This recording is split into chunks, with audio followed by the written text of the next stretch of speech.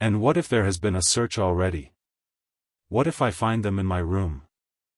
But here was his room. Nothing and no one in it. No one had peeped in. Even Nastasia had not touched it. But heavens! How could he have left all those things in the hole? He rushed to the corner, slipped his hand under the paper, pulled the things out and lined his pockets with them. There were 8 articles in all, 2 little boxes with earrings or something of the sort, he hardly looked to see, then 4 small leather cases. There was a chain, too, merely wrapped in newspaper and something else in newspaper, that looked like a decoration. He put them all in the different pockets of his overcoat, and the remaining pocket of his trousers, trying to conceal them as much as possible. He took the purse, too. Then he went out of his room, leaving the door open. He walked quickly and resolutely, and though he felt shattered, he had his senses about him. He was afraid of pursuit, he was afraid that in another half hour, another quarter of an hour perhaps, instructions would be issued for his pursuit, and so at all costs, he must hide all traces before then. He must clear everything up while he still had some strength, some reasoning power left him. Where was he to go? That had long been settled. Fling them into the canal, and all traces hidden in the water, the thing would be at an end. So he had decided in the night of his delirium, when several times he had had the impulse to get up and go away, to make haste, and get rid of it all. But to get rid of it, turned out to be a very difficult task. He wandered along the bank of the Ekaterininsky Canal for half an hour or more and looked several times at the steps running down to the water, but he could not think of carrying out his plan. Either rafts stood at the step's edge, and women were washing clothes on them, or boats were moored there, and people were swarming everywhere. Moreover, he could be seen and noticed from the banks on all sides. It would look suspicious for a man to go down on purpose, stop, and throw something into the water. And what if the boxes were to float instead of sinking? And of course they would. Even as it was, everyone he met seemed to stare and look round, as if they had nothing to do but to watch him. Why is it, or can it be my fancy, he thought. At last the thought struck him that it might be better to go to the Neva. There were not so many people there, he would be less observed, and it would be more convenient in every way, above all it was further off. He wondered how he could have been wandering for a good half hour, worried and anxious in this dangerous past without thinking of it before. And that half hour he had lost over an irrational plan, simply because he had thought of it in delirium. He had become extremely absent and forgetful, and he was aware of it. He certainly must make haste. He walked towards the Neva along the Prospect, but on the way another idea struck him. Why to the Neva? Would it not be better to go somewhere far off, to the islands again, and there hide the things in some solitary place, in a wood or under a bush, and mark the spot perhaps? And though he felt incapable of clear judgment, the idea seemed to him a sound one. But he was not destined to go there. For coming out of the Prospect towards the square, he saw on the left a passage leading between 2 blank walls to a courtyard. On the right hand, the blank unwhitewashed wall of a 4-storied house stretched far into the court. On the left, a wooden hoarding ran parallel with it for 20 paces into the court, and then turned sharply to the left. Here was a deserted fenced-off place where rubbish of different sorts was lying. At the end of the court, the corner of a low, smutty, stone shed, apparently part of some workshop, peeped from behind the hoarding. It was probably a carriage builder's or carpenter's shed. The whole place from the entrance was black with coal dust. Here would be the place to throw it, he thought. Not seeing anyone in the yard, he slipped in, and at once saw near the gate a sink, such as is often put in yards where there are many workmen or cab drivers, and on the hoarding above had been scribbled in chalk the time-honored witticism, "Standing here strictly forbidden." This was all the better, for there would be nothing suspicious about his going in. Here I could throw it all in a heap and get away. Looking round once more, with his hand already in his pocket, he noticed against the outer wall, between the entrance and the sink, a big unhewn stone, weighing perhaps 60 pounds. The other side of the wall was a street. He could hear passers-by, always numerous in that part, but he could not be seen from the entrance, unless someone came in from the street, which might well happen indeed, so there was need of haste. He bent down over the stone, seized the top of it firmly in both hands, and using all his strength turned it over. Under the stone was a small hollow in the ground, and he immediately emptied his pocket into it. The purse lay at the top, and yet the hollow was not filled up. Then he seized the stone again and with one twist turned it back, so that it was in the same position again, though it stood a very little higher. But he scraped the earth about it and pressed it at the edges with his foot. Nothing could be noticed. Then he went out, and turned into the square. Again an intense, almost unbearable joy overwhelmed him for an instant, as it had in the police office. I have buried my tracks. And who can think of looking under that stone? It has been lying there most likely ever since the house was built, and will lie as many years more. And if it were found, who would think of me? It is all over. No clue. And he laughed. Yes, he remembered that he began laughing a thin, nervous noiseless laugh, and went on laughing all the time he was crossing the square. But when he reached the cave boulevard where 2 days before he had come upon that girl, his laughter suddenly ceased. Other ideas crept into his mind. He felt all at once that it would be loathsome to pass that seat on which after the girl was gone, he had sat and pondered, and that it would be hateful, too, to meet that whiskered policeman to whom he had given the 20 kopecks, damn him. He walked, looking about him angrily and distractedly.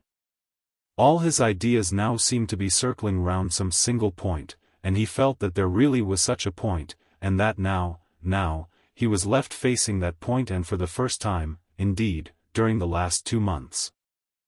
Damn it all, he thought suddenly, in a fit of ungovernable fury. If it has begun, then it has begun. Hang the new life. Good Lord, how stupid it is. And what lies I told today. How despicably I fawned upon that wretched Ilya Petrovitch.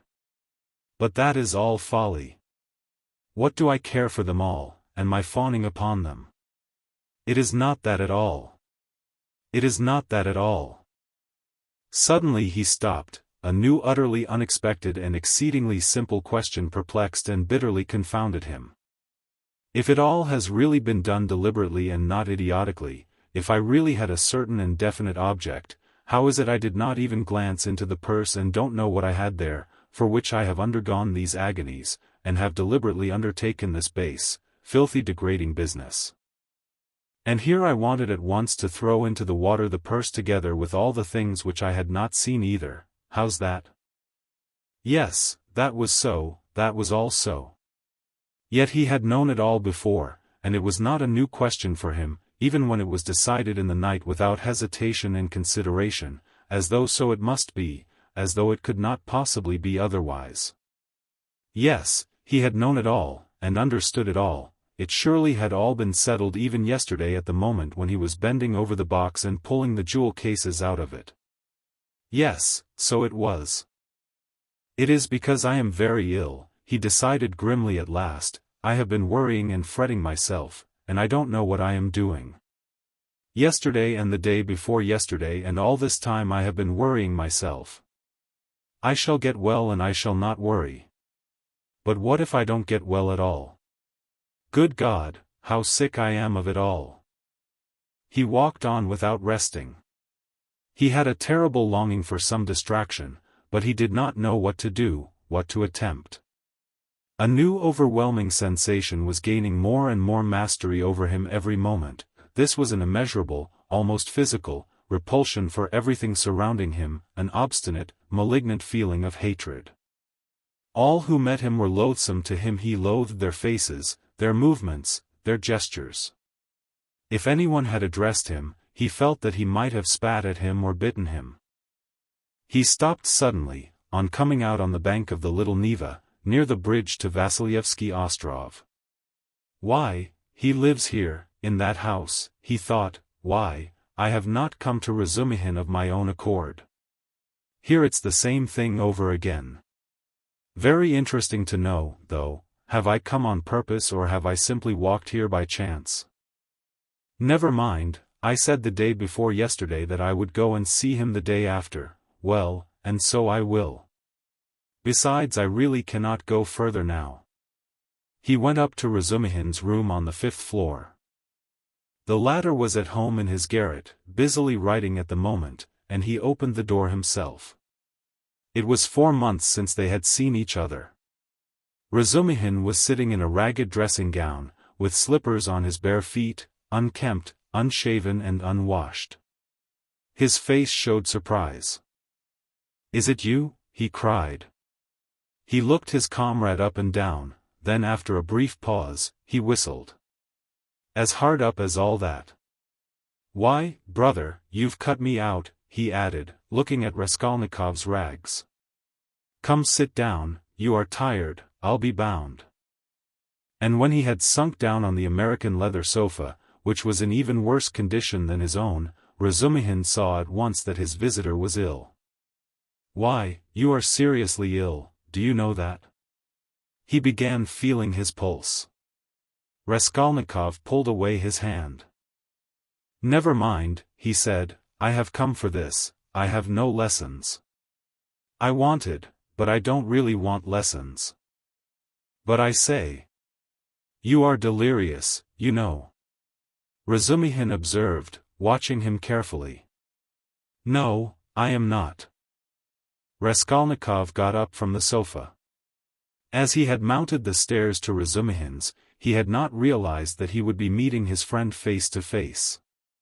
Now, in a flash, he knew that what he was least of all disposed for at that moment was to be face to face with anyone in the wide world. His spleen rose within him. He almost choked with rage at himself as soon as he crossed Razumihin's threshold. "Goodbye," he said abruptly, and walked to the door. "Stop, stop. You queer fish." "I don't want to," said the other, again pulling away his hand. "Then why the devil have you come? Are you mad, or what? Why, this is almost insulting. I won't let you go like that." "Well, then, I came to you because I know no one but you who could help, to begin, because you are kinder than anyone cleverer, I mean, and can judge, and now I see that I want nothing. Do you hear? Nothing at all, no one's services, no one's sympathy. I am by myself, alone. Come, that's enough. Leave me alone. Stay a minute, you sweep. You are a perfect madman. As you like for all I care. I have no lessons, do you see, and I don't care about that, but there's a bookseller, Haruvimov, and he takes the place of a lesson. I would not exchange him for 5 lessons. He's doing publishing of a kind, and issuing natural science manuals, and what a circulation they have. The very titles are worth the money. You always maintained that I was a fool, but by Jove, my boy, there are greater fools than I am. Now he is setting up for being advanced, not that he has an inkling of anything, but, of course, I encourage him. Here are 2 signatures of the German text, in my opinion, the crudest charlatanism. It discusses the question, is woman a human being? And, of course, triumphantly proves that she is. Haruvimov is going to bring out this work as a contribution to the woman question. I am translating it. He will expand these 2.5 signatures into 6, we shall make up a gorgeous title half a page long and bring it out at half a ruble. It will do. He pays me 6 rubles the signature, it works out to about 15 rubles for the job, and I've had 6 already in advance.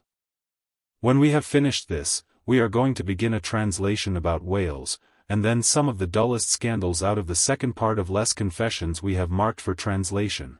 Somebody has told Haruvimov that Rousseau was a kind of Radishchev. You may be sure I don't contradict him, hang him. Well, would you like to do the second signature of, Is Woman a Human Being? If you would, Take the German and pens and paper, all those are provided, and take 3 rubles, for as I have had 6 rubles in advance on the whole thing, 3 rubles come to you for your share. And when you have finished the signature there will be another 3 rubles for you. And please don't think I am doing you a service, quite the contrary. As soon as you came in, I saw how you could help me. To begin with, I am weak in spelling, and secondly, I am sometimes utterly adrift in German, so that I make it up as I go along for the most part. The only comfort is, that it's bound to be a change for the better. Though who can tell, maybe it's sometimes for the worse. Will you take it? Raskolnikov took the German sheets in silence, took the 3 rubles and without a word went out. Razumihin gazed after him in astonishment. But when Raskolnikov was in the next street, he turned back, mounted the stairs to Razumihin's again and laying on the table the German article and the 3 rubles, went out again, still without uttering a word. Are you raving, or what? Razumihin shouted, roused to fury at last. What farce is this? You'll drive me crazy too. What did you come to see me for, damn you? I don't want, translation, muttered Raskolnikov from the stairs. Then what the devil do you want? Shouted Razumihin from above. Raskolnikov continued descending the staircase in silence. Hey, there! Where are you living? But Raskolnikov was already stepping into the street. On the Nikolaevsky Bridge he was roused to full consciousness again by an unpleasant incident. A coachman, after shouting at him 2 or 3 times, gave him a violent lash on the back with his whip, for having almost fallen under his horse's hoofs. The lash so infuriated him that he dashed away to the railing. For some unknown reason he had been walking in the very middle of the bridge in the traffic. He angrily clenched and ground his teeth. He heard laughter, of course. Serves him right. A pickpocket, I dare say. Pretending to be drunk, for sure, and getting under the wheels on purpose, and you have to answer for him. It's a regular profession, that's what it is. But while he stood at the railing, still looking angry and bewildered after the retreating carriage, and rubbing his back, he suddenly felt someone thrust money into his hand. He looked. It was an elderly woman in a kerchief and goatskin shoes, with a girl, probably her daughter, wearing a hat, and carrying a green parasol. Take it, my good man, in Christ's name. He took it and they passed on. It was a piece of 20 kopecks. From his dress and appearance they might well have taken him for a beggar asking alms in the streets, and the gift of the 20 kopecks he doubtless owed to the blow, which made them feel sorry for him. He closed his hand on the 20 kopecks, walked on for 10 paces, and turned facing the Neva, looking towards the palace. The sky was without a cloud and the water was almost bright blue, which is so rare in the Neva. The cupola of the cathedral, which is seen at its best from the bridge about 20 paces from the chapel, glittered in the sunlight, and in the pure air every ornament on it could be clearly distinguished. The pain from the lash went off, and Raskolnikov forgot about it. One uneasy and not quite definite idea occupied him now completely. He stood still, and gazed long and intently into the distance. This spot was especially familiar to him. When he was attending the university, he had hundreds of times generally on his way home stood still on this spot, gazed at this truly magnificent spectacle and almost always marveled at a vague and mysterious emotion it roused in him. It left him strangely cold. This gorgeous picture was for him blank and lifeless. He wondered every time at his somber and enigmatic impression and, mistrusting himself, put off finding the explanation of it. He vividly recalled those old doubts and perplexities, and it seemed to him that it was no mere chance that he recalled them now. It struck him as strange and grotesque, that he should have stopped at the same spot as before, as though he actually imagined he could think the same thoughts, be interested in the same theories and pictures that had interested him, so short a time ago. He felt it almost amusing, and yet it wrung his heart. Deep down, hidden far away out of sight all that seemed to him now all his old past, his old thoughts, his old problems and theories, his old impressions and that picture and himself and all. He felt as though he were flying upwards, and everything were vanishing from his sight. Making an unconscious movement with his hand, he suddenly became aware of the piece of money in his fist. He opened his hand, stared at the coin, and with a sweep of his arm flung it into the water, then he turned and went home. It seemed to him, he had cut himself off from everyone and from everything at that moment. Evening was coming on when he reached home, so that he must have been walking about 6 hours. How and where he came back he did not remember. Undressing, and quivering like an overdriven horse, he lay down on the sofa, drew his greatcoat over him, and at once sank into oblivion. It was dusk when he was waked up by a fearful scream. Good God, what a scream! Such unnatural sounds, such howling, wailing, grinding, tears, blows and curses he had never heard. He could never have imagined such brutality, such frenzy. In terror he sat up in bed, almost swooning with agony. But the fighting, wailing and cursing grew louder and louder. And then to his intense amazement he caught the voice of his landlady. She was howling, shrieking and wailing, rapidly, hurriedly, incoherently, so that he could not make out what she was talking about. She was beseeching, no doubt, not to be beaten, for she was being mercilessly beaten on the stairs. The voice of her assailant was so horrible from spite and rage that it was almost a croak, but he, too, was saying something, and just as quickly and indistinctly, hurrying and spluttering. All at once Raskolnikov trembled. He recognized the voice. It was the voice of Ilya Petrovitch. Ilya Petrovitch here and beating the landlady. He is kicking her, banging her head against the steps. That's clear, that can be told from the sounds, from the cries and the thuds. How is it? Is the world topsy-turvy? He could hear people running in crowds from all the stories and all the staircases. He heard voices, exclamations, knocking, doors banging. But why, and how could it be? He repeated, thinking seriously that he had gone mad. But no, he heard too distinctly. And they would come to him then next, for no doubt, it's all about that, about yesterday. Good God! He would have fastened his door with the latch, but he could not lift his hand. Besides, it would be useless. Terror gripped his heart like ice, tortured him and numbed him. But at last all this uproar, after continuing about 10 minutes, began gradually to subside. The landlady was moaning and groaning, Ilya Petrovitch was still uttering threats and curses. But at last he, too, seemed to be silent, and now he could not be heard. Can he have gone away? Good Lord! Yes, and now the landlady is going too, still weeping and moaning, and then her door slammed. Now the crowd was going from the stairs to their rooms, exclaiming, disputing, calling to one another, raising their voices to a shout, dropping them to a whisper. There must have been numbers of them, almost all the inmates of the block. But, good God, how could it be? And why had he come here? Looking at him carefully and ascertaining that he was not asleep, she set the candle on the table and began to lay out what she had brought: bread, salt, a plate, a spoon. Nastasia, what were they beating the landlady for? She looked intently at him. Who beat the landlady? Just now, half an hour ago, Ilya Petrovitch, the assistant superintendent, on the stairs.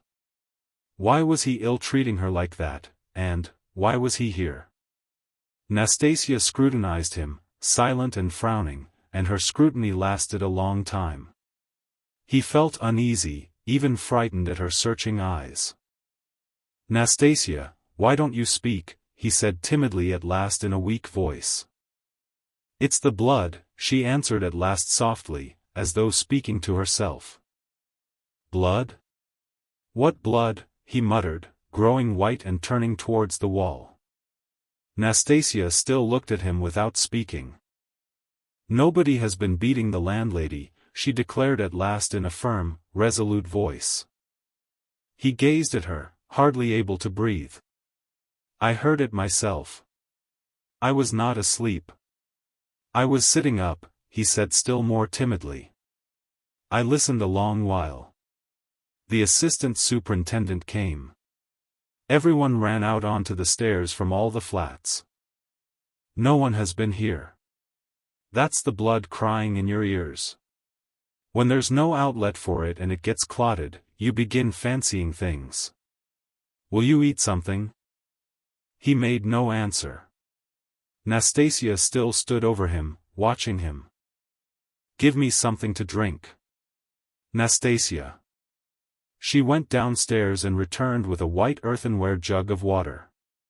He remembered only swallowing one sip of the cold water and spilling some on his neck. Then followed forgetfulness.